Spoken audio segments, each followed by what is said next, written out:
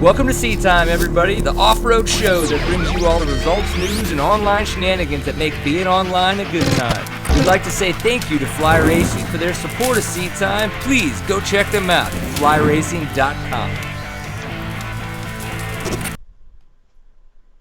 Welcome to Seat Time, everybody. Brian Pierce here, your host for the online show for the off-road enthusiast. As you can tell, it's about 8:06 Central Standard Time here in Texas, so 6 minutes late. Considering all the things that have been going on lately, I think we're doing pretty good. I don't think that's all that bad. So thank you guys for paying attention and for tuning in for Seat Time. We really, really appreciate it. So last week we did a really big episode talking about a lot of the athletes going to X Games and a lot of the stuff we were going to see there in the Moto X world. I can tell you that Circuit of the Americas is effing huge, and we're going to get a chance to talk to Colton Haaker a little bit later. He did get fourth in the EnduroX men's final. Really, really great job. The racing was super intense. I've got some wicked pictures that I've been developing and working with that I'm going to be kind of putting out a little bit for Verb Off-Road and for other sites.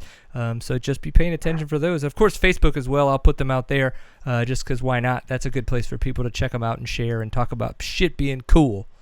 So yes, so Seat Time brought to you by the great fine folks over at flyracing.com. If you're looking for any kind of gear while you're out there riding your dirt bike, definitely go check out their site, go check out their gear, go to your local dealer or distributor and be like, I want to buy some fly racing gear. What should I get? And they will be able to help you out. Of course, Stillwell Performance is making all your squishy less weird and less awkward and more awesome. So those of you guys, you could check out stillwellperformance.com for all of your suspension needs. They do good stuff on different kind of modifications and fun parts as well, so definitely check out their website. You can call them and be like, Seat Time's wicked awesome, blah blah blah blah blah. We've also talked about the KR4 Arrive and Ride experience. If for some strange reason you have not heard us talk about this before, go check them out at kr4performance.com. Their Arrive and Ride experience is a great way for you to fly in to a GNCC or National Enduro, race your dirt bike, and fly back out. All of those things are fun, awesome, and great ways to support Seat Time. Go check them out, have fun, and race your dirt bike. I think that'd be cool. So, getting to it, we've got Charlie Mullins on. I have to ask, because why not? We do it all the time. Mr. Charlie Mullins, how is your evening going, kind sir? It's going pretty well. Just sitting on the couch watching the new RoboCop, and that's about it. Yeah? So did you download it illegally? No, just iTunes. Nice. Do it the right way. Yeah, we don't mean to take you away from such stunning, new, spectacular movies out on the internet these days, but I will tell you, it's not that bad. My wife and I saw it while I was in the theater, and it was pretty good. I think you're gonna enjoy it. Yeah, it's not too bad so far. It's not much I really can do, so just watch movies. I hear that. Yeah, you're definitely in a predicament, and that's gonna be fun to learn more about. I think that there's been a lot of speculation. Obviously, the picture you posted on Instagram was absolutely horrific. Maybe it was the angle. Maybe the angle of the dangle. But man alive, that wrist looked like it was not in a very good place. But I did have to ask, have you happened to seen any of our chatter about the new shirts that we have for sale right now? No, I haven't. Well, then this is a prime opportunity for me to tell you and all the other fine folks out there right now at teespring.com/seattime. You can go for the next 9 days. This shirt will be for sale. So, Charlie, because you obviously have not checked it out yet, you don't know about this shirt. This is pretty much the most collaboration we have ever put into a design. Our good friend Brian Vorel from Vorel Designs went in, partnered up with us for it. And it all started as if Seat Time were to have a beer label, which obviously beer drinking penetration show, who wouldn't want that? Yeah. That's how it started. It was like, we want to create that label, and it morphed and it changed a little bit, and this is what it is now. So definitely, if you guys haven't seen it, or if you don't know yet, like Mr. Charlie Mullins, don't continue to be that way. It's teespring.com/seattime. You can go check it out. We got a handful more that we need to sell so that they get printed. We just need to sell 35. Of course, we still can. You can reserve others after the fact, and we would definitely appreciate any support for that. So, Mr. Charlie Mullins, I did not mean to call you out. If you had seen it, I would have been ecstatic. If you hadn't, it gave me a great chance to talk about it. So, now that you're educated on it, I want you to tell me, and we should do this publicly. I want you to tell me how well or how poorly you think this would work as a beer label. Can you do that for me later on? Yeah. All right, I like it. Sure. We're an active, we're a social site. Let's happen it, right? Okay, so the Penton happened this past weekend. I'm pretty sure you have at least heard about some of the results that happened. And when I was like, man, we're going to have Charlie Mullins on, I was like, you've been around racing GNCCs for a very long time. So when was your first John Penton? I think my first John Penton was 99 on an RM80. So I've been at it for a while. His first John Penton I missed in a long time. So it's a tough one to miss a race like that due to injury, but it doesn't happen too often. But it's tough to sit back and watch it, but it is what it is. And it looked like a pretty uneventful race for Caleb. He looked like he rode well, and the track looked pretty gnarly, so it was a good ride for him. Yeah. Here's a random question, and hopefully you can kind of clear this up for me. I noticed in the press release that the GNCC guys put out, it said that he rode flag to flag, or controlled the race from the flag to the flag, but technically Paul Whibley got the whole shot. So is that just like, I guess that's like first lap flag to last lap flag, opposed to like green flag to checkered flag? Yeah, I would assume it's from checking in the scoring first lap to the last lap is how I'd look at it. All right, I was confused, and I figured a man of your stature could clear things up for me, and that's fine. I don't mind being ignorant. I'm okay with that.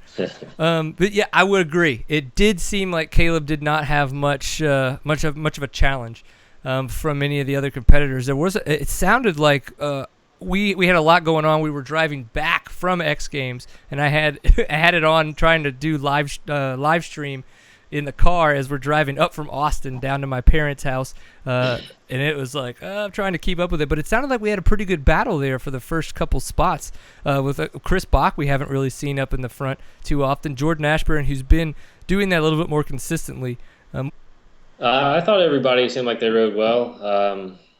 First or second through sixth, it seemed like kind of a dogfight between everybody, just kind of going back and forth. And track, like I said, the track looked pretty slick with all the rain they got, that rain shower that came down. So, it looked like a tough race. I just kind of wish I was a part of it, but next year. Yeah, no, that's true. So Josh Strang, one of the things that I noticed too is that he did have another bad start, came back from a great start. And I was wondering, just from being a sideline racer at this point, if you had any thoughts on things that a racer like Josh Strang could do to try to get better starts, because obviously he's gotten a whole shot or two on that Yamaha. Obviously Paul Whibley knows how to get those bikes to do starts like that. Is there anything that we think Josh Strang could do to get up to the front quicker and attack Caleb Russell sooner than try to come all the way from the back and just kind of like barely get on the podium? Yeah, I think. I think this race he put himself in a bad position off the start. He said he went down, not too far off the start, and that's always a sucky way to start, going down and kind of have to dig yourself out of a hole. And at that pace that Caleb's running up front, you really can't make too much mistakes. You kind of have to get a good start and be spot on, and you really can't let him out of your sight. Otherwise, it's going to be really hard to make up that time, especially when you're 20, 30 seconds down from the first lap. So it's always critical to be up front, minimize the mistakes on the start. Yeah. Okay, so say things go well for you. This is I'm trying to figure out how someone can get out front and really control the pace in these races, because it seemed like you and Caleb Russell did a fantastic job of that. But if you're out front and Caleb Russell is going to be trying to come up on you to try to pass you, or any other racer for that matter, is it a matter of trying to create a lot of space between you guys to essentially control the pace of the race, or are you trying to get out in front of him and almost block past him, like get him close enough to you where you can kind of tell what he's going to be doing to try to lead him that way? Again, coming from kind of a, I'm a 30A, not expert ever racer. Yeah, it's tough. I obviously like to control the race and do what I can and ride my own pace up front. But, with Caleb, he also likes to control the race. And, between both of us, it's just kind of one of those things. A start's pretty critical. And I like to get it as good a start as I can and just kind of lead the race as much as I can. But usually after gas stops, when the real racing, gets on, we drop the hammer and go. So it's just kind of being up there till the gas stop, then hold on and get ready for the last 3 laps, which is usually pretty fast. So at that point, I'd like to be in control of the race and be out front, and that way I can ride my own lines and just kind of have a clear track ahead. Right. I would I guess part of me would love to be able to walk the track with you and essentially take a step back, not do it and try to ask you a bunch of questions, but to kind of just watch. And part of me would be really scared to do that because at the same time, I think I would learn too much. And I would kind of be like, oh my gosh, because I remember when I was doing that and trying to see all these lines as I was going through at Big Buck and everything, like I couldn't imagine how fast you guys have to make those decisions on whether, this little divot of a trail that's still within the 25 feet rule of, to the left, 1 foot of this other little part trail could be, what makes a pass or breaks a pass kind of a decision. And those kind of things are just crazy. And especially at the speed y'all go, I don't know how you do it, but. Yeah, I mean, I'm not a fan of walking the tracks. I really don't like to walk them. Just, I don't know. I like Loretta's. I think I just looked at the start and that was it. And the last race that I did in West Virginia, I looked at the start and, just kind of bounce around, just kind of mainly watch the quads.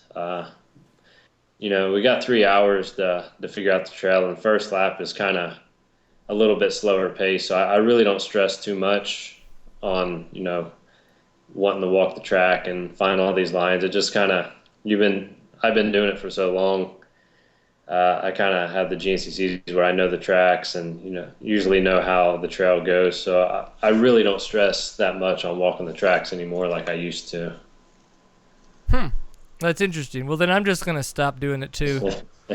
And like the Enduros, the National Enduros actually did away with walking the test. So that's kind of nice too. That kind of frees up the Saturday to just kind of hang out and just take it easy. Yeah, a little less testing, a little less walking, and you guys can just talk to more media guys and get us more stuff. That's always fun. And sorry to everybody in the chat room. I'm not too sure what's going on. I've noticed I've had to refresh it manually, and I've seen other people talking about it as well. So sorry about that. That's obviously not the way that we want it to be working, but it is free, so we can't complain too much. So that's kind of what you get half the time. So definitely, let's shift gears a little bit and talk kind of about the injury. So obviously dislocated wrist, some torn tendons, some torn ligaments in there. Yeah, it's actually, I just found out my other wrist is broke too. I broke my scaphoid in my other wrist, so I got to get surgery on that Thursday. So I'm gonna have 2 casts here in a couple of days. So not too good. But that's not too good at all. I'm like, how do I respond to that and tweet out that at the same time? I was like, how do you do that? I don't know. That's such an interesting debacle for me. But your debacle is much more worse. So let's get into that. Okay. Because you could have. What I want to say is that you had about 4 months recovery time when we learned about the dislocated wrist and the surgery and all the stuff that was going on with the original injury. So now you found out that there is another surgery that you're going to have. Is it more major or less major than what of the one you had to have on your right wrist? It's kind of a big deal in the same way as my other wrist. Just obviously this one's a break, but talking to the doctor.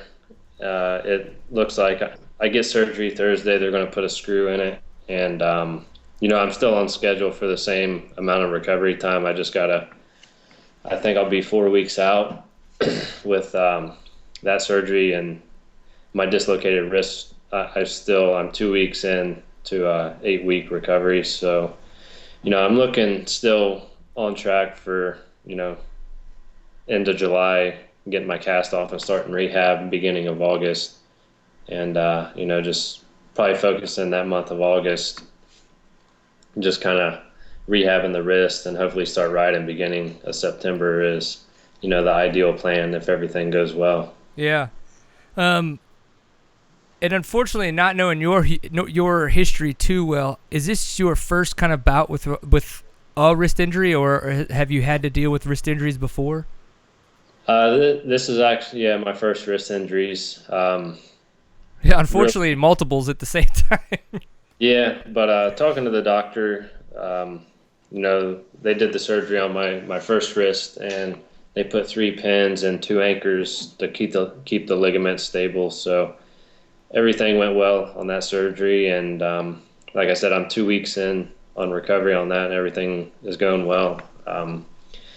Then after I got home, I was on some pain medicine, and after I stopped taking that, my other wrist started kind of hurting, and I thought I might have just sprained it or something. It just kind of didn't feel right, but I just waited till I went back to the doctor for my checkup on my other wrist, and while I was there, he just X-rayed it, and sure enough, my scaphoid's broke. So kind of I didn't want to believe it, but it is what it is. So he's a good hand specialist. So and you got to be thankful he found it now. Though it's not like you're just a handful of weeks out of the first surgery. I mean, you're one, but it wasn't like 2 months had gone by and then he found it, and it had healed wrong or something crazy. Because then that could have been a re-break with all the other crap that could go along with that, right? I mean. Yeah, no, I got I'm fortunate. We found it early, so it's just kind of one of those things. Just get it fixed and start the recovery, and just kind of get ready to focus on rehab. And just my main goal this year is try to be ready for 6 days. Is really all I had to shoot for. So that's kind of what my main goal is. Just get better for that. Yeah, and it's cool that we've got the announcement in.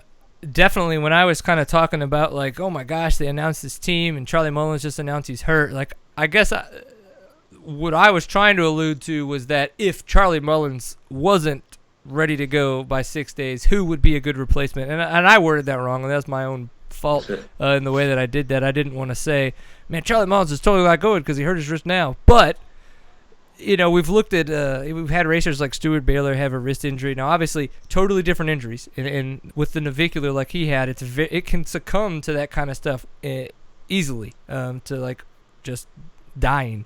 So this is totally different scenario, but I mean, it's he was all ready to go, and then unfortunately he had to back out and stuff like that. Do you know if just because of the fact that you have an injury, is there already some form of a game plan? Like when you guys know you want to make a decision by if you're healthy or not? Honestly, no. I've talked to Auntie a little bit about it, and as of right now, we're kind of, I guess we'll cross that bridge once we get closer. Right. But that's November, so we got a lot of time. My main concern though is just if I start riding September, middle of September or something like that, that really only gives me a month on the bike. And I guess I just kind of have to see how everything feels, and hopefully everything heals well. So we'll just kind of go from there and just kind of evaluate as we get closer. Absolutely. Well, cool. Yeah, not to be a downer on that kind of stuff, but I do know in the discussions we were having about what I had said right after we found out about your injury, there was a lot of talk and kind of like, when would we find out all that kind of information. So did you pick a fun color for your cast, or did they give you a blue? Or I got blue. Yeah. What any significance there? Neutral. Just neutral. Just kind of keep it. It wouldn't be too bad, but I got my thumb. I can't move my thumb at all, so that kind of can't really do much of anything. But luckily, it's just kind of to the elbow, so I guess it sucks, but I was able to go swim the day. I got a waterproof cast, so. Oh, look at you! See, that's why you get paid the big bucks. I didn't get a waterproof cast. So we don't need to get too personal, but one thing I could say that from past injuries, if you will, and my wife would sleep on the right side, and if I had a cast on the right side and I swatted her in the middle of the night, she got really upset. Really upset. So just in case your wife sleeps on the same side your cast is, I would just say probably switch for a while. It's just a precaution. It makes everybody's marriage that much happier. I'm going to have 2 casts before long. So Uh-oh, you're on the couch. yeah, I'm on the couch. Oh my gosh, we definitely won't want that. So we did have a question from the chat room, and I think this is a good question because we were just talking about walking the GNCCs, walking the test at some of the Nationals Enduros. And it did sound like you were a fan of walking the test at the National Enduros, and I would imagine it's because you're a fan of walking at the ISDE. So tell us how that differs, how walking a test at the ISDE differs versus walking, say, the entire track at a GNCC. Well, GNCC, the difference between 6 days and I guess the GNCC, you have the special tests. They're only, maybe 8 to 12 minutes long. So you got to be spot on. You got to know every corner, every line, and it's very critical. Where you're going right from the go. You got to go as hard as you can from the word go. And GNCC, you got 6-7 laps to kind of figure out the track. And like I said, the first lap, usually just we ride at a fast pace, but we're just figuring out the track, and we get faster as we learn the track. But 6 days, you gotta know every corner and just wide open and no mistakes. Right. Yeah. And it only takes 40 minutes to walk a special test too, compared to a couple hours at a GNCC. Right. I want to say it was Taylor Robert we were talking to last week that was telling us about how walking with Kurt Caselli, he would come up to a turn and then stop and visualize all the turns up until that turn. And if he could remember all the turns, then he would go on to the next turn and then stop and do it again. So that was his process. What is kind of your take on going to these special tests at the ISDE, and how do you best try to memorize them? Or is it a memorization, or is it a familiarization, or what's your take on it? Well, Kurt, he was a unique guy on how he did that, and he's pretty amazing how he was able to memorize every turn. And he kind of shared his insight with me on how he viewed the track and stuff like that, and it is just really impressive what he was able to do. But for me, I just kind of tried to pick up them notes that he said. Take walk some turns, and you try to just close your eyes, visualize those turns, and go over a couple of times. And once you kind of get that, you just kind of move on, kind of break the test down in the sections, I guess, and just try to memorize every turn. But it gets kind of really confusing after you walk 10 of them or so. So it's kind of hard to really, for me, to remember them all. Yeah, no, I bet. I have trouble remembering my middle name sometimes, and it's actually on my Texas driver's license. So yeah, I think my first adventure where I tried to memorize any kind of test like that, we were at the ISDE qualifier in Boise, or in Idaho City in 2012. And yeah, oh my God, that was ridiculous. Like, it would take a lot of test walking and a lot of memorization practice just to even be able to then, start to figure that kind of stuff out. So it's I remember the off-road, like the enduro test, but it's the grass tracks that get me. Huh. With the grass tracks, it's just, just all grass, and it's just kind of hard to remember stuff in a field where, in the enduro test, you have, this rock, after you pass this rock, you got a couple turns coming up, which way they go, and a drop off. And it's just easier for me to remember a trail like that instead of a grass track. Right. And when we were in Germany too, it seemed like a lot of the grass tracks, they were opposed to like really straight 90-degree turn, really straight 90. It was much more flowy. So your turns I wouldn't say that they all felt or were the same because of the fact that they were just you guys looked awesome riding them, don't get me wrong, but memorizing like, oh, it's kind of a 36-degree turn into then like a 48-degree turn, like what? Yeah, Germany was tough. There was a lot of them cornfields and just fields that were really hard to remember, but there was some good tests too that I really enjoyed riding. Very cool. Well, as we kind of wrap it up here and let you get back to knowing that you're going to have second surgery, kind of What else do you get to do? Are you watching movies? Are you playing video games? I mean, are you gonna start training people online for the next 4 months? Because I do need a trainer. I can't even move my thumb, so I can't even play like mad skills or anything. I know. Is that gonna be the case with your left hand too? Yeah, they gotta cast the thumb too, so I definitely. But I don't know. I'm a pretty busy. I really have a hard time just kind of sitting still. I actually decided to start running. I guess that's really the only thing I can do is just run. So, but I'll kind of, after this next surgery, I'll need a week or so to recover from that. Then once I get my hard cast, I should be good to go. But I don't know, just kind of stay busy. We're actually getting ready to move into our new house 1st of July. So going to be busy with that, getting everything moved out. So, then just kind of busy work, just kind of hanging out with the wife and following her along now. Yeah. That's okay. You get to hang out with little man too, right? Yeah. He doesn't have to go to like daycare or anything and like not be with you now that you're home, right? Yeah. You're like, I can't use my thumbs and hold you, but I can look at you. Oh man, it's like I want to be the best dad ever, but I can't hold you. I do. Yeah, I know. I'm dreading the double cast thing. I won't be able to drive. I won't be able to do anything. You know what you should try to do is see on YouTube if anybody's got any kind of videos on how to learn how to start doing stuff with your feet. You could like try to pick up like foot art or something and sell it.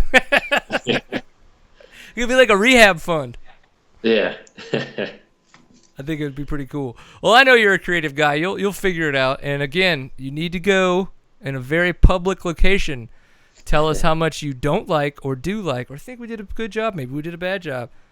On our shirt that we have for sale for the next 9 days, and it's teespring.com/seattime. Was that the best plug ever or what? Awesome. You think I'm getting pretty good at this, wouldn't you? All right, well, people out there who maybe aren't following you, where can they kind of keep up with you on Twitter and all the other social bits so that way they can hear more about what's going on with your cast and your surgeries and you're healing up and then you're starting to ride again? I guess mainly just Instagram, just C Mullins 112. Then Twitter's C Mully 112. So then I actually, now that I'm not riding, I got my 125. I think I'm gonna sell it. So if anybody wants a pretty sweet 125, hit me up. Oh my God! If I could get to North Carolina, I would be there this weekend to ride it before you sell it, because that would be. I don't know if I could do that suspension justice though. You would probably have to ride that bike so fast to get that suspension to like be awesome, right? Or is that cone valving just even good for guys that go 5 miles per hour like myself? It's awesome stuff. I mean, ride it slow or fast, it works good. But the faster you go, the better it works. It sounds so scary. I'd like somebody to get some joy out of it since I won't be able to enjoy it this summer. So, like somebody to enjoy it. Oh my gosh, I hear that, dude. Well, hey, we really appreciate it. Sorry we couldn't catch up last week, but I know I did not want to pester you and anything like that too much because I knew that you're in a crazy predicament. Super, super sad to hear that you're getting another surgery, but also at the same time, lucky that it's not adding to, any of that recovery time. So get better, have fun out there, and tell us when you sell that 125 and who you sell it to, and hopefully it comes through Texas. All right, sounds good. Thanks again for having me. Absolutely, dude. Heal up. All right, have a good one. Later. Awesome. So it's super cool to talk to Mr. Charlie Mullins. That guy's just a great guy, and it sucks that he's in the predicament that he's in, especially with another pending surgery, unfortunately. That's never good.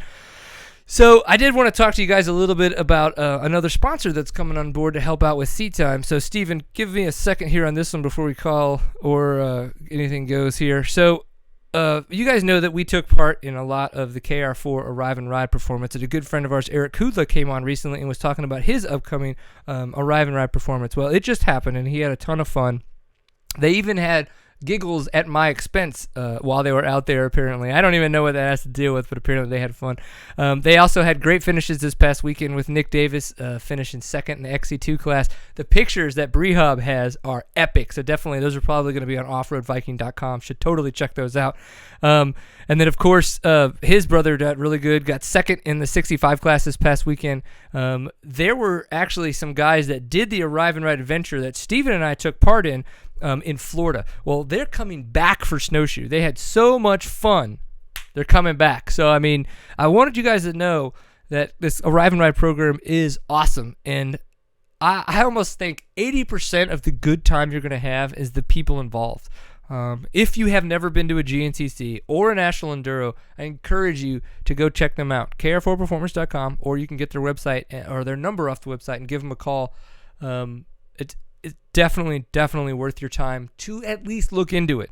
If you have any inkling that this is a good idea, go check it out because it is a good idea.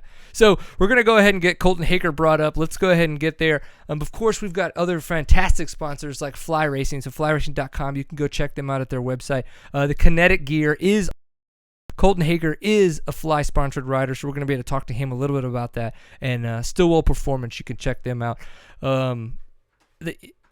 So, oh my gosh, what's going on with my suspension? I don't know. I'm trying to figure it out. Well, the guy, Alan Stillwell, who is, the manager of the beta team, which Cody Webb and Max Gerson are on. Cody Webb second this past weekend on his beta at the, woo!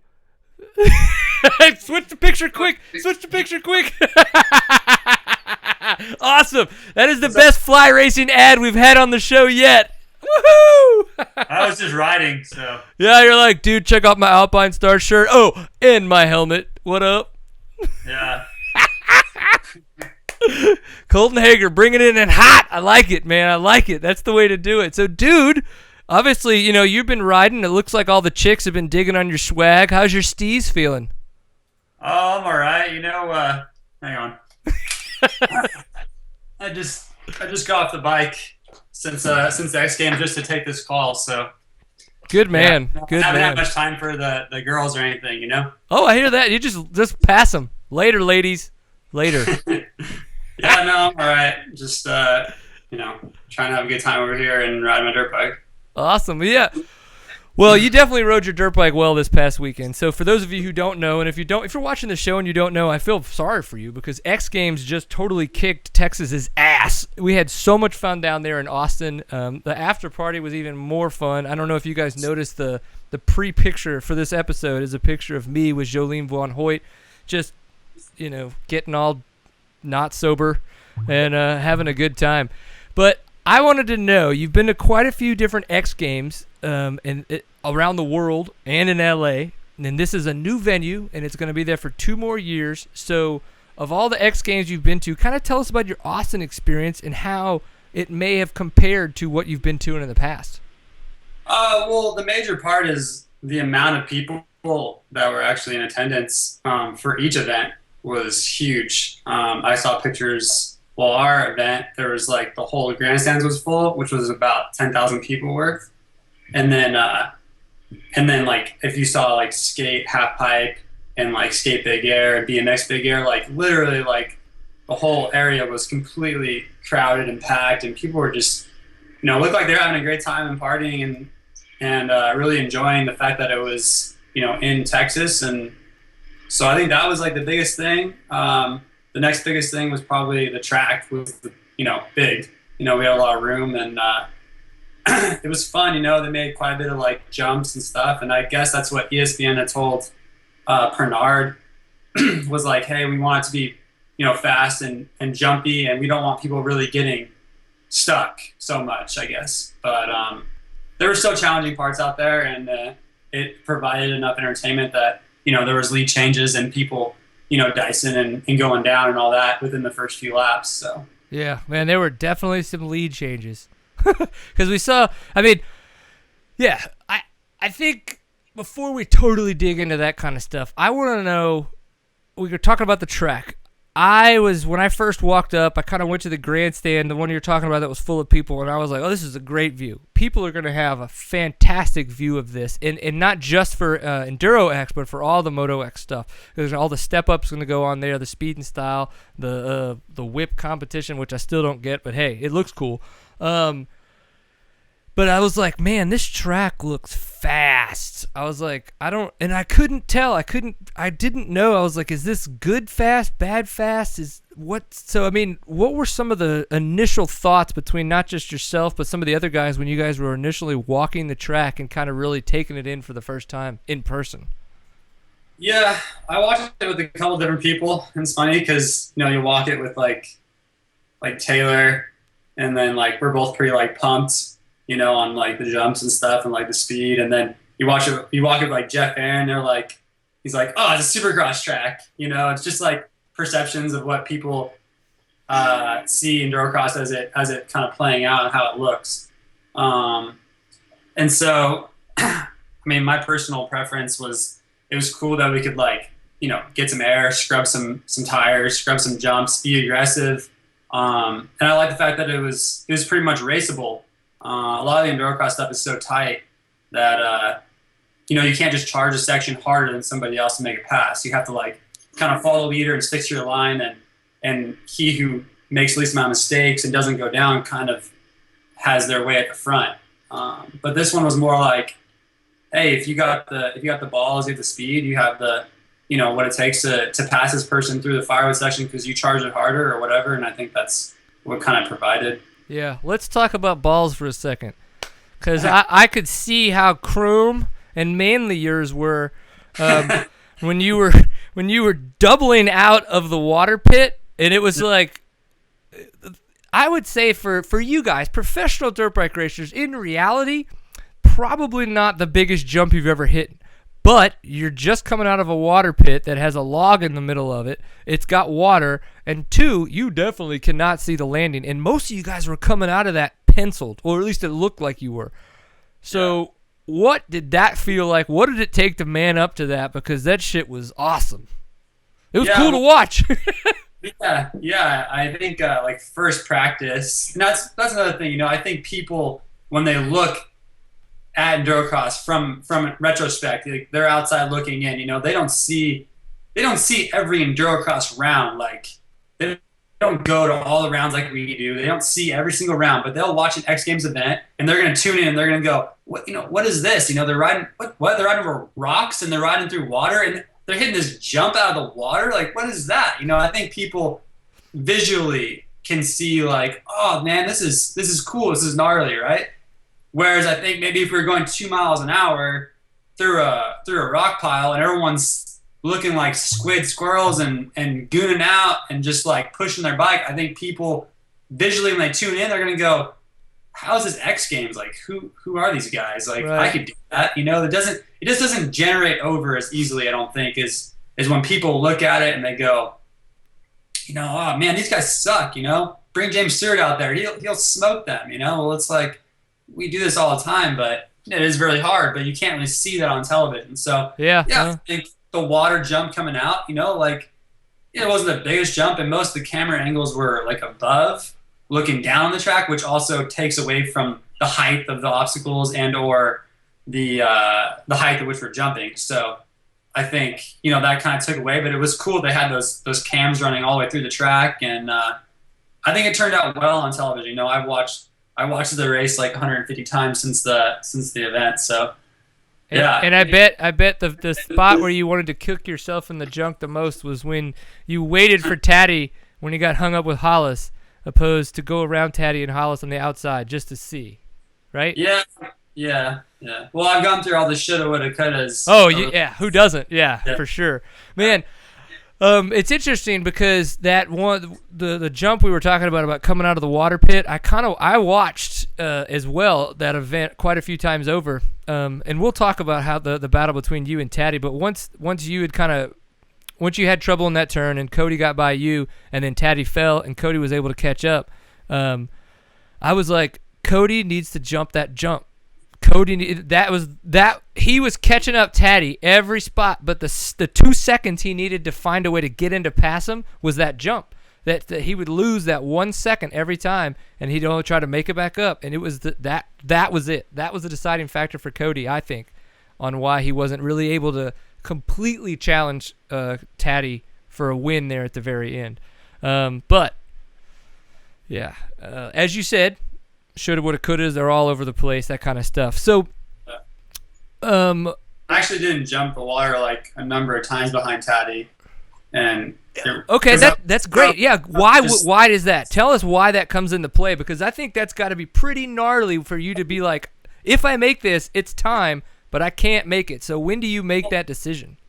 When you watch him, like, he's right in front of me, and you watch him like case into the fireway, he gets squirrely, feet are flailing, and then he jumps into the water and he swirls over that and cases it in front of me, and then he goes along and then he just pins it at the last second. And then he cases the double out of the water. It's like, case. And I'm looking behind him going, dude, this guy's going to crash. There's no way he's going to keep this upright. Like, he's cased every jump in front of me.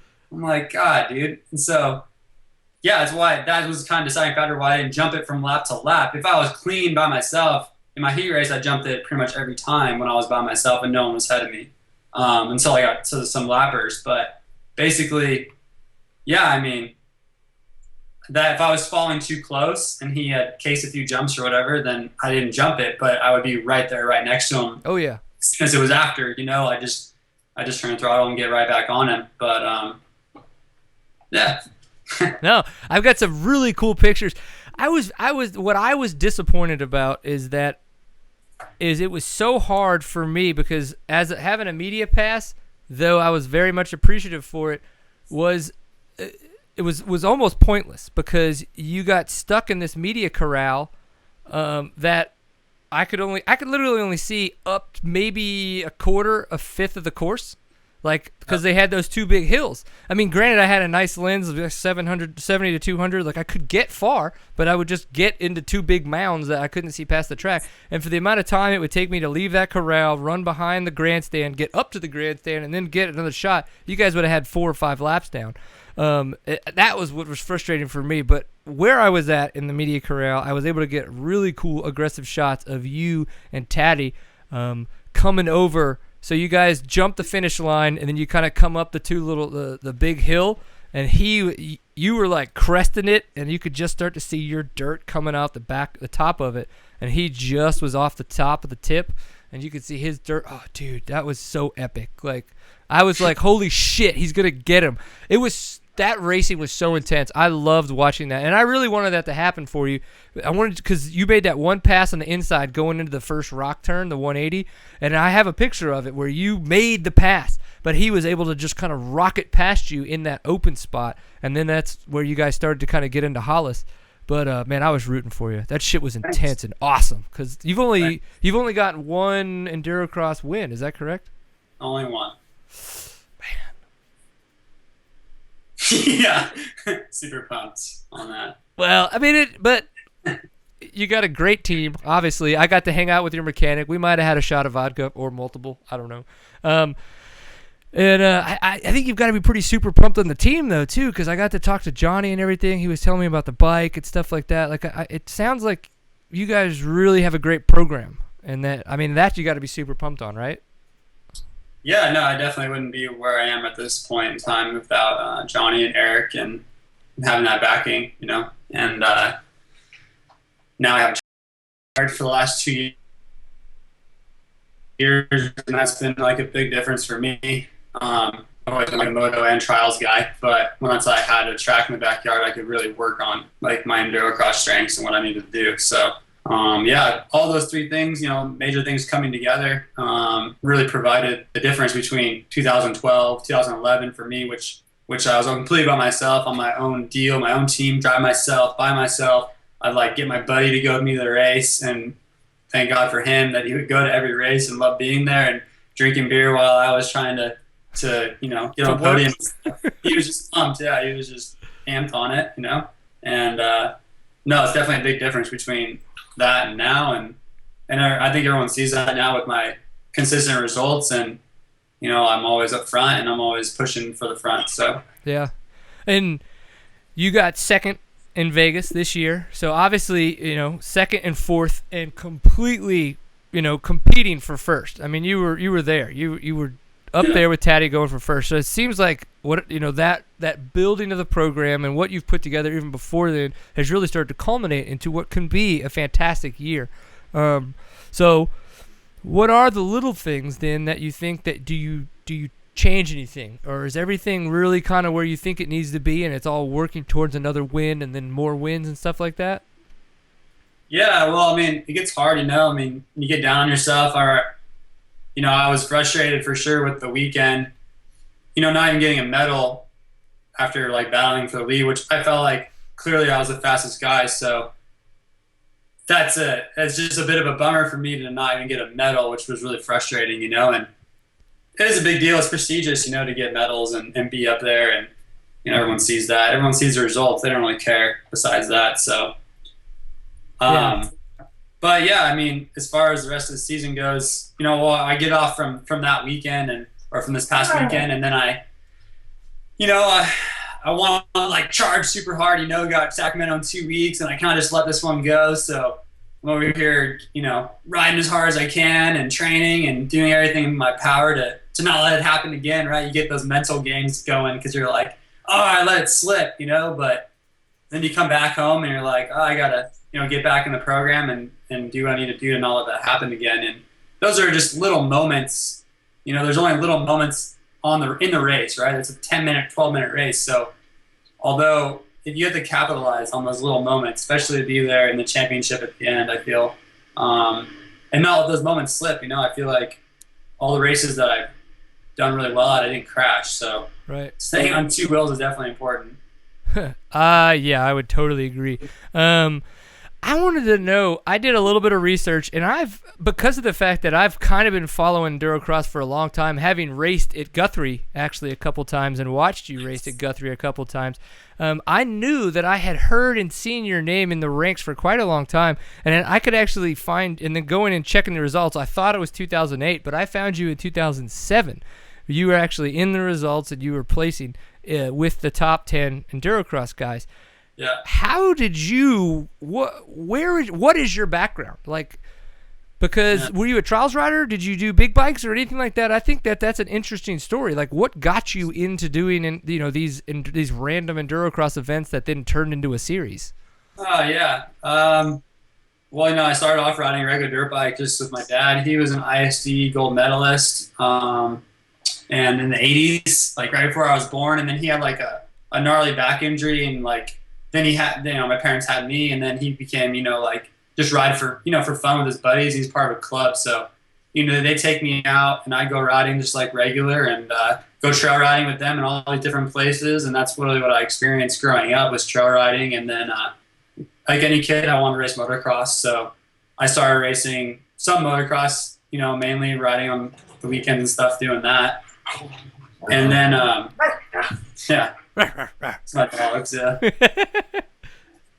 They, I just started racing motocross and all that. And so until about, 125, and I got like my 5th or 6th concussion. I don't remember part of the concussion if you don't remember stuff. So, yeah, I got too many concussions, and my parents were like, you're done, like, you're not letting you ride anymore. That's it. And I was like 15 at the time, like, high school or whatever. So I took like a year off from riding, didn't ride for like a year, and then got a trials bike and started riding trials. And Cody Webb and I rode together like all the time. Probably like, I don't know, like I had opened up a riding spot that was like right central between Cody and I's houses.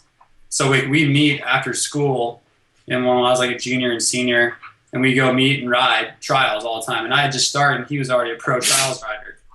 So I learned a lot, watching Cody and riding with Cody a lot growing up. Well, I mean, like when I was 16, 17, I rode the nationals, trials nationals. That's what I really wanted to do. I really wanted to ride, trials and be really good. That's what I was passionate about for a long time. And then Endurocross 2007 came out to the 3-round series or whatever. And I was just on a road trip with a couple buddies. And then we ended up hooking up with Jeff Aaron and getting a ride out to Oklahoma and staying out there and raced the Guthrie 1 in 2007 on a trials bike. So that's really how I got into Endurocross, was I was on a trials bike, and somebody else, Nick Manzoras, had ridden a trials event like the year before, I think, and like made the main from driving his car to the event and then like unloading his trials bike. And it was like a huge story. Like, oh my God, this little guy on a trials bike, you know, made the main event. He rode all the day qualifiers the day before, and everything went all the way to LCQ. And so, I mean, that really inspired, like, or intrigued, you know, like myself and Cody and, you know, a lot of the trials guys to really get into it. So like in 2007 in Vegas was the final round or whatever, when Taddy raced his first race for factory KTM, and Dave and I was going for at 50 grand, right? Yeah. Oh yeah. So that was like, you know, I was there on trials bike and Cody was there on trials bike. And yeah, I mean, we all went at it. I had the fastest hot lap of that thing. And then, yeah, I mean, just started like that. And then basically because of me and Cody riding trials bikes, they pretty much banned it, you know, the next year because we were really fast. We just weren't up front at the beginning, you know? Yep. So they pretty much banned it because of us, and we were, you know, rallying pretty hard. And so then I was like, well, you know, I'm not going to not race Endurocross. This seems awesome. I want to get involved. So I had like a regular job, and I bought my own KTM and just a 252 stroke, and went to the first round.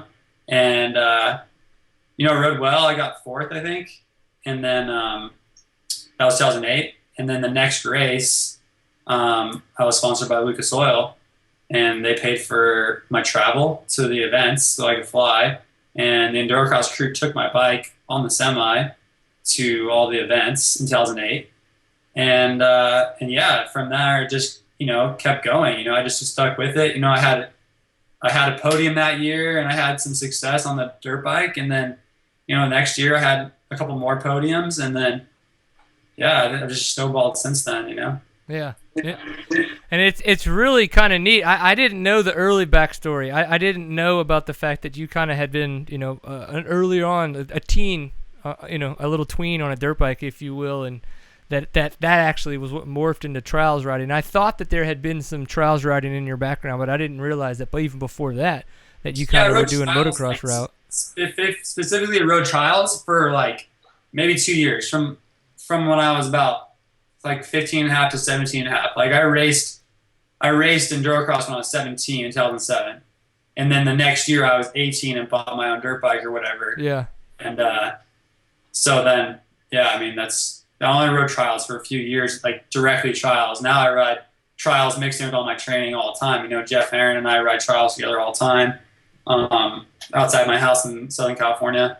And then, like say, we rode moto, and tomorrow we're riding Endurocross. So that's super cool. You gotta mix them all now. You gotta ride trials, you gotta ride moto, you gotta ride it all, you know, and just be rounded. What about the extreme enduros, like a last dog standing, and some of these kind of, you know, little the TKO, these events that we're starting to see pop up in the States, you know, events like that? What about them? I mean, I've been trying. I haven't had a chance to look around, honestly. Have you had much experience with those in the past? How have you done at them? Do you plan on doing more of them? Yeah. Well, I did King of Motos this year, and I finished third on time, but I was disqualified for missing a check in the first loop, which was an easy loop. And so I rode good or whatever, and I rode 250F Honda for that event. And then last year I rode Last Dog Standing, and then 2 years previous I rode both TKOs on my own deal. Both TKOs. Well, the first one I crashed out. Second one I got like heat exhaustion or whatever. Had to get an IV.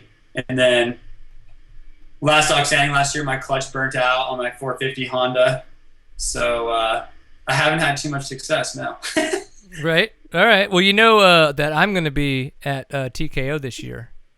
Yeah, I hope I can go. I mean, I don't have any thoughts that I'm going to compete with you. No, you're not going to compete. Oh, but with me. I'm gonna definitely be out there on the amateur program, and then taking pictures of you guys being awesome. Maybe some video, and we'll see what happens. on that Sunday. Well, that's cool, man. The TKO I think that's to be fun. I think that would be an event with less mechanicals that you would actually do really well at. Well, yeah, I mean, it's a demanding race. You know, I mean, it's what is it, July or August? August, yeah. It's going to be humid. See? So, yeah, no reason I got heat stroke or whatever that year.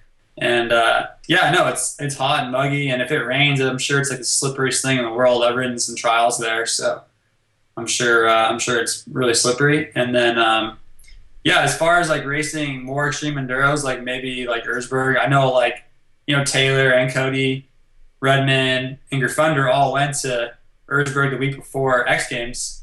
But pretty much for all of them, you know, they ride like European-based motorcycles, not Japanese motorcycles. So I feel like it's a bit easier to get a motorcycle over there that's like rideable, right? Yeah. And then like that makes sense.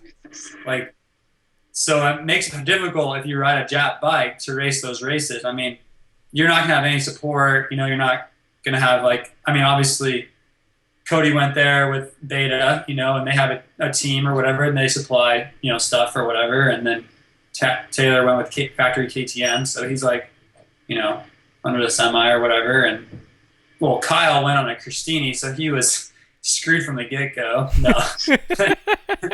no, Christini's a good bike, but they need to like prep it at home and then like send it there. You can't like borrow Christini that's been in Europe for 3 years that people have been thrashing, like, you know, you can't do that, you know. But so I mean, I definitely have interest to do those things, but the amount of, you know, the amount of effort and dollar amount involved in putting my own self there, you know, like I have to spend X amount of dollars, I have to train, you know, for it, and then I have like the amount of time and effort to put into it.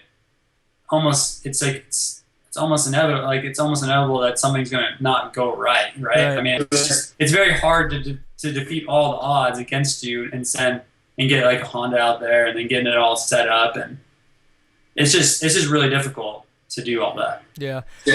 I think it was and when we had Taylor on last week, one of the things he mentioned too is that Johnny Walker had been there the whole week before, you know, essentially play riding around the Iron Giant. So, you know, it's like there's that too. Like those guys can essentially live there fairly cheaply. You know, where we, for somebody like ourselves, to go over there is expensive. One, to go over there and then hang out for an entire week is like, it's you sell an unborn child kind of shit. Like it's ridiculous. Exactly. I mean, it's I mean, I can't sell my born children because my wife will kill me, but I can sell a few unborn ones. Okay. Yep. Okay, so we have a bet in the chat room, and this is odd. I didn't really see too much of this going on, but maybe, the dogs were fritzing and stuff. It might have drawn some attention, but they noticed that there was somebody sitting on the couch back there, and there's actually a bet in the chat room for $5, mind you, if it's a guy or a girl.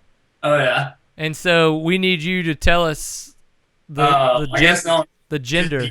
It's a he, she, so. Yeah, I know. Nobody knew that you're into all of it. Yeah, he, she, everyone wins, you know. So that's how it works in Cali, right?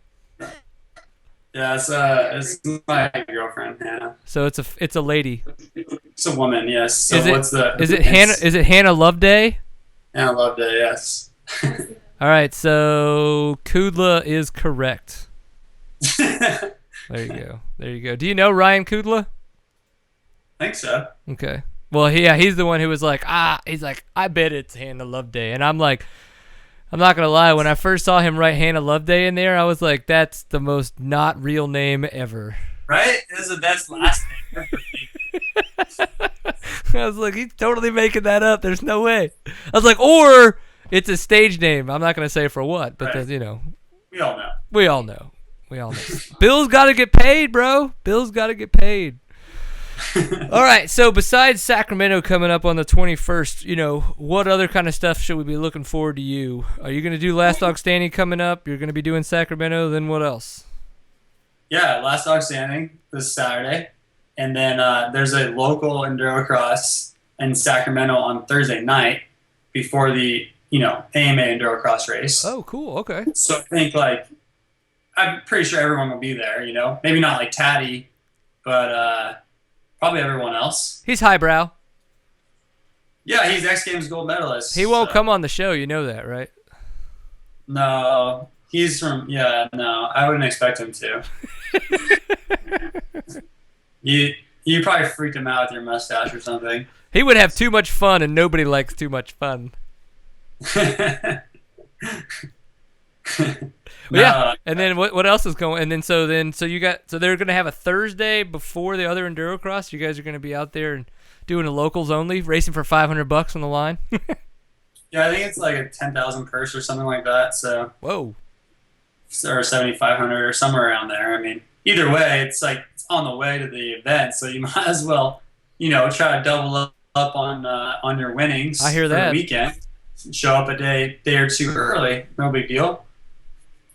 So yeah, that, and then what do we got? We got July next. Yeah, I mean July already. We're already more than halfway through the year. it's pretty insane. It's pretty insane. I don't know how that happens, but all right. So we're in July. I don't think anything's going on. I'm going to what is it? The Rip to the Tip or something? Rip to Cabo. Oh, down in outside of Baja or something like that. Yeah, they do a couple of them with Cameron Steele and then the JCR guys. I forgot the name of this one, but basically, yeah, we're going to go to Mexico, and it's for charity purposes and raise money, and yeah, go ride down there for that. So that should be pretty fun. And then what else? There's some Idaho Endurocross races every year in Coeur d'Alene. That'll be July 25th, 26th, and that's a really cool weekend. Like, if you could go to a race, Brian. Well, you live in Texas, right? Yeah. Yeah, it's a bit far for you. It's a 32-hour drive. 32 hours, but Coeur d'Alene is like one of the coolest places to go in the summer with the lake there, and it's really awesome. And then the race is a 2-day deal, so we have Friday night races and Saturday night races, and they pack the stadium, and we race like 4 main events a night. We might do like 10 or 12 races by the weekend's over of Endurocross races. Wow. And then like the city downtown, I have some buddies that live there, so I'll stay at his house. But then like the city downtown, like all the Endurocross guys go out. We all, get some drinks, have a good time, and and then stay up late, and then get up, midday next day and race the next day, and then do it all over again, And next, it's no different, than X Games. It's pretty similar to that. Oh God. Like we're not motocross, supercross guys, so we like to have a good time, and we're all friends, so it's all good. Yeah, it's like 90s supercross and motocross all over again, but it's right, it's called Endurocross. Yeah. Like, we're serious, but we can have a good time. I hear that. Well, cool, man. It sounds like you've got a lot of good racing coming up, and hopefully it'll keep the perspective of getting that first place. And when you're up there, you can be like, "Seat time, bitches." Yeah, I think I'm gonna thank Lucas Oil. Okay. I'll give. You're not gonna hurt my feelings. I understand. They're paying the bills. I just pay I just bring humor to the situation. Oh, it's cool. It's awesome to have this show and stuff. I'm happy I finally could get on it. I know 2 years ago after I won the first race I won, the only race I won, after Vegas, you asked me to come on or whatever, and I think I dogged you because I said I'd do it, and then I completely faded on the deal and forgot about it, and then I left you hanging. So it's cool to be here 2 years later. It's funny because that was literally the last text that you and I had ever had together. Because when I went to my phone and pulled up Colton Haaker, it was, "Sorry, I was out riding trials and forgot what time it was," or something like that. Like, yeah. So yeah. Thanks. I think what happened, here's what I think would happen, is that you realized that I'm actually a fun person that Friday night when we went out and had drinks, and you were like, "I'm okay with that guy. I'm gonna hang out with him virtually." Let's be honest. You probably after that were like, next 2 years, were like, "Oh, that Colton Haaker, that guy. Have you seen his interviews? That guy's I try not to make presumptions. We did. We had a good conversation in Vegas too. Not this latest Vegas, but the November Vegas. where both of us were like, I know what you're saying, bro. I know. It was very in depth. We shared a lot of things of life. I don't know. It was a good time. But for those of you who are wondering, what do X Games athletes do after the night that their competition's over and they don't have to compete the next day or the rest of the weekend? They go to places that have secret clubs. And we get our shirts ripped off. Yeah, and we get our shirts ripped off. So I'm not going to give away everything because there still needs to be some secrecy to this evening. But we were told to go to this club. And we were like, okay, so we're asking around everybody, where is this place? Nobody knows where this place is. We're never told that it's a secret club. So we walk up to the place where they said the address was, and I'm walking by and I say the name. I was like, I don't know. This is where they said blah, blah, blah was. And the person at the door goes, oh, blah, blah, blah, secret door. She points in and just says secret door. And I turned around. Literally, I turned around and I go, did you just tell me secret door? She goes, yeah. I was like, no one's ever said that to me before. And she looked at me like I was just like the biggest idiot. And I was like, no, really, I don't know what to do in this situation. Like, I was so lost. But yeah, there was a secret door, and that's how we got into this little after party where they had a big sign that said swallow on the wall. And I was like, shit's going to get weird in this place. Shit's going to get weird. Especially since there's probably a 20-person occupancy limit in that little spot, and there was 300 of us crammed in there. Yeah. But then we left, and then we went to the next bar or whatever, and yeah. Yep. If anybody gets a chance to hang out with Jolene Von Hoyt, and she has a beer bong, don't pay for anything because she will. She told me. I asked her. I was like, "Can I talk about this?" She's like, "Yes." I was like, "How big was your tab when you left that bar?" She got over $500. She spent over $500 feeding people at this bar beer bongs. She loved every minute of it. No, she loved it. She had, I don't even know if she was drinking that night. I think she just was drunk. By the look of her being like, oh yeah, here's some more for you. Here's some more for you. But then I didn't see one for her. I know. Whole night, so. I'm pretty sure she just gets high on life in that sense where it's like, I'm having so much fun getting these people fucked up. Look at these crazy bastards. It was a good time. Well, no, I'm glad you got to come on the show. I had a great time doing it. It sucks that it's never happened before, but it's happened now, and obviously we're going to have it happen again. So thank you for being so much fun to hang out with Friday night and for chatting with me when we got a chance to talk at X Games. It was very, very, very, very nice of you.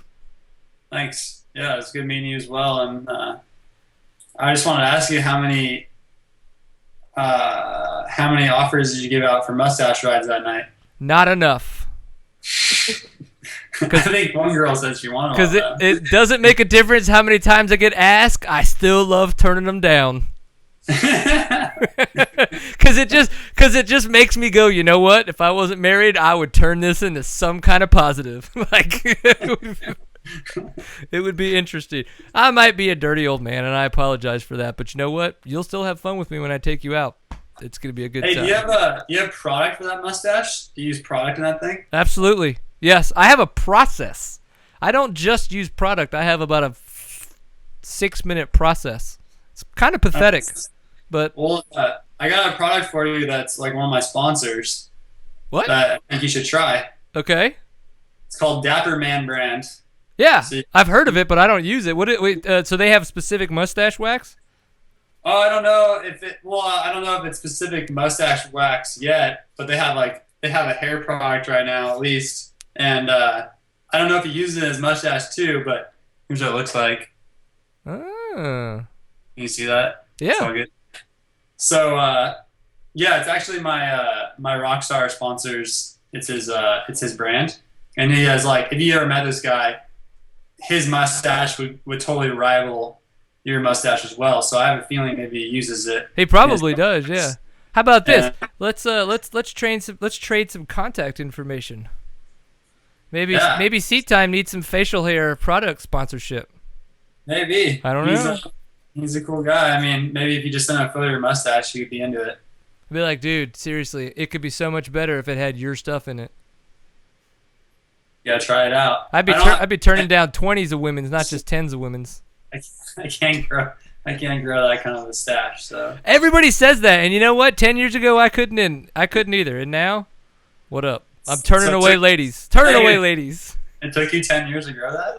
No, it took me about a year. It took me a year to get it to where I like it, to be honest, because I didn't know what I was doing. I was like, I know how to grow a mustache, but now that I like tried to grow a mustache to like do something with, I was like, I don't know how to trim this stuff or like shape it or nothing. So it probably took me about 10 months to get to the point where I was really like, that's the mustache I want to have. So about the past 2 months, I've kind of like kept it at that Nice point, if you will. Well, nice job with that. Yep. I'm glad to see that you and your love day enjoy it. It got weird.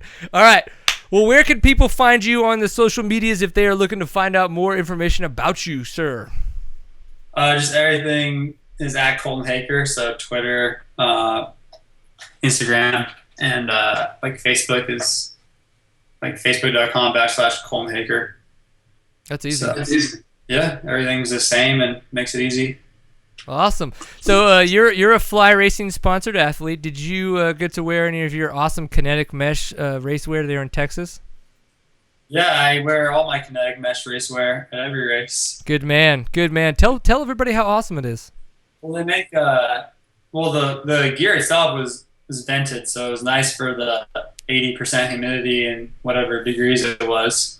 And then I use all their stuff. So like it makes some like, what do you call it, like spandex underwear or whatever that like a lot of guys will use like the asterisk knee socks or whatever. Yeah. And I just use the Fly like high knee socks, right? They go up above my knee, so that covers like that part. And then you put the race shorts on that are padded like on the sides and your gooch area, and you put those on, and then they have like an end, like the bottom of them has like a material that like makes the socks stay up, so it doesn't let the socks slip under where your knee brace will be rubbing on your skin, right? Right. So I use that, so it's almost like wearing full pants once you put those two together.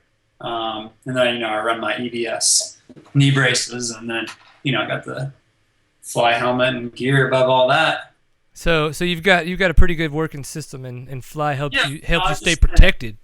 I was just explaining to people, like, if they want to visualize me as I started to put my clothes on to when I ended, like visually how it looks. So. That's good, because my problem is I always was trying to visualize you how you looked when you didn't have clothes on. So now that I can watch you put them on, I can never see you naked again, which is probably for the better.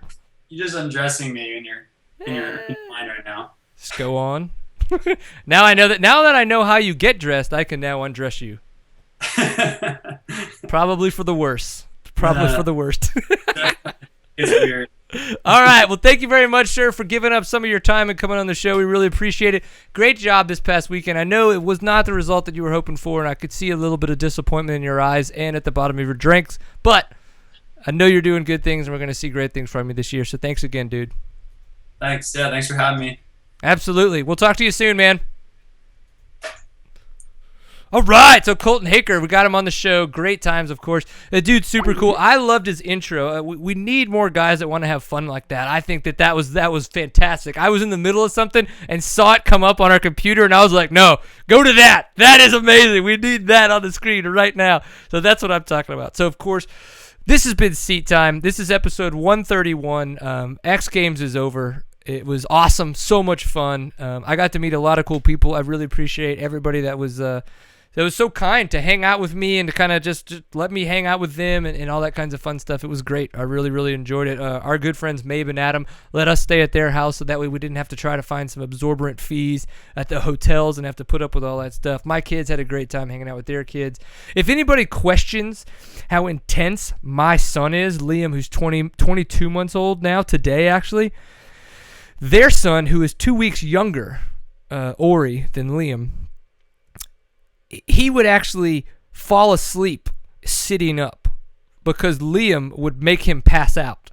Like, Liam is so intense, and Ori couldn't keep up. Like, they'd be playing for like a couple hours, and all of a sudden, like, Liam would just take off and like, oh, where's Ori? And they'd find him like ass in the air, just head on the ground, asleep. He didn't need to like be told to take a nap. He just passed out. So if you think and my kid's not intense, you got another thing coming. So just wait till he gets on a dirt bike. It's going to be awesome. So flyracing.com, huge supporter of Seat Time. You need to go check them out. Of course, Stillwell Performance is great. If you need any kind of squishiness on your motorcycle, you need about an adjustable linkage guard. I promise you with the KTM on those new ones, you feel like, if you came off a linkage list and go to linkage, it's a little weird. It is. There's just a different geometry feel. This adjustable linkage guard can help you make up for that. Also, it keeps you from hitting the bottom of your shock on weird stuff and going over the handlebars or racking yourself. Nobody likes that. Of course, KR4 has their Arrive and Ride program. With this, you can go take part in races on different parts of the continent that you never thought you could before. And I definitely say that you should go check out this stuff. If not, go search for Woody and Steven's Arrive and Ride Adventure, and you're going to just be sold on it because moonshine, dirt bikes, UTVs, and I'd say naked women, but honestly there isn't any of that. But you can pretend. You can find naked women after you watch it and put them together in your mind, and it's like, bam, all the best things ever that you could ever look for. And I'm sure if you're somebody that's looking for naked men, you just find that, put it at the end of the video, and bam, everything you're ever looking for. So either way, whatever you need, it's there. You can find it in that video. We really appreciate that. Of course, the guys over at Fast Company, if you don't know, they do make some of the best handlebars out there. They're flex bars. These flex bars, it's different, sure. People are like, I don't want my bars to flex. It's not something that you're going to notice. It's something that's going to help take out the vibrations, and it's going to make your ride much more enjoyable. So definitely go check out the guys over at Fast Company at fastco.com. If that's not confusing, I don't know what is, but please go check them out. Again, we do have our t-shirt campaign going on for the next 9 days. We got a couple more to sell, and of course, then we can definitely print the order. After that, any other ones, it just goes and adds to it. You're helping us support the show, supporting adventures like we've done. Of course, that kind of stuff isn't free. We do need to pay down credit card debt, and one of the things we wanted to do is create something badass. So if you can't support badassery, what are you doing hanging out here? Thank you for paying attention to Seat Time. This has been another fantastic episode, the online show for the off-road enthusiast. Remember to always enjoy a pint full of awesome. Steven, what did I forget? Nothing. Teespring.com/seattime. Didn't I do that? I did. All right. Teespring.com/seattime. I'm going to say it again. Hey, everybody. Peace.